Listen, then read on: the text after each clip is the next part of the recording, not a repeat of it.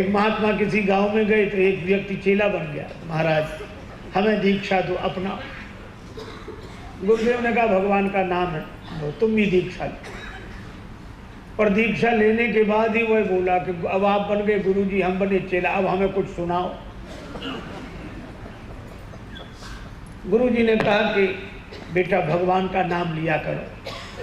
कहने लगे ये राम नाम तो सब लेते, इसमें क्या है, कुछ ऊंची बात बताओ।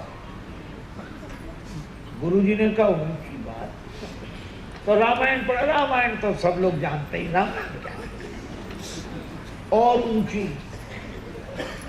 गुरुजी भी समझ गए कि ये गुरु नहीं, चेला नहीं, गुरु ही मिला है। सुनेगा भी तो ऊंची बात सुनेगा। तो गुरुजी ने कहा गीता, बोले हाँ ये कुछ चल सकती है। तो गुरुदेव बोले गीता तो कल सुनाएंगे, आज महात्मा का एक श्लोक सुनाते हैं। और महात्मा का श्लोक सुनाया उन्होंने, सर्वोपनिषदो गावो दोग्धा गोपाल नंदन। ये सभी उपनिषद जो हैं सो गाय हैं, दोहने वाले भगवान श्री कृष्ण हैं। और यह गीता ज्ञान ही दुग्ध है, पान करने वाला बछड़ा अर्जुन है। ऐसे और वो चेला बीच बीच में कहा क्या बात कही महाराज, धन्य है, आनंद आ गया, वाह वाह वाह।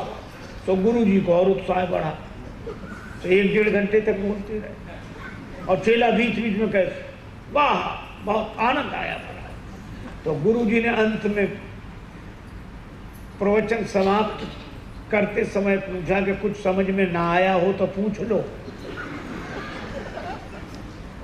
अरे क्या कैसी बात करते हो आप, कम समझाते हो, हम ज्यादा समझते हैं। एक एक बात समझ में आई। गुरुजी बोले ठीक कहते हो, हम ही नहीं समझ सके तुम्हें पहले, लेकिन चलो अब गुरुजी की इज्जत बचा लो, कुछ तो पूछ लो। बोला और तो सब समझ में आया, इस श्लोक में जरा सी बात समझ में नहीं आई।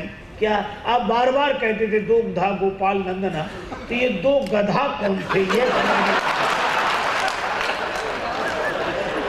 अब बोलो।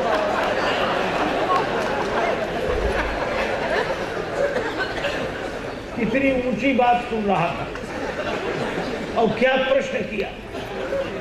और उसने पूछा दो गधा कौन थे, गुरुजी चुप।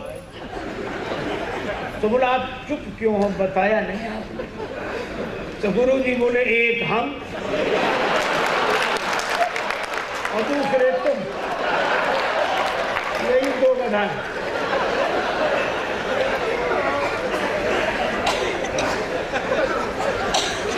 हम तुम्हें बिना देखे बोलते रहे।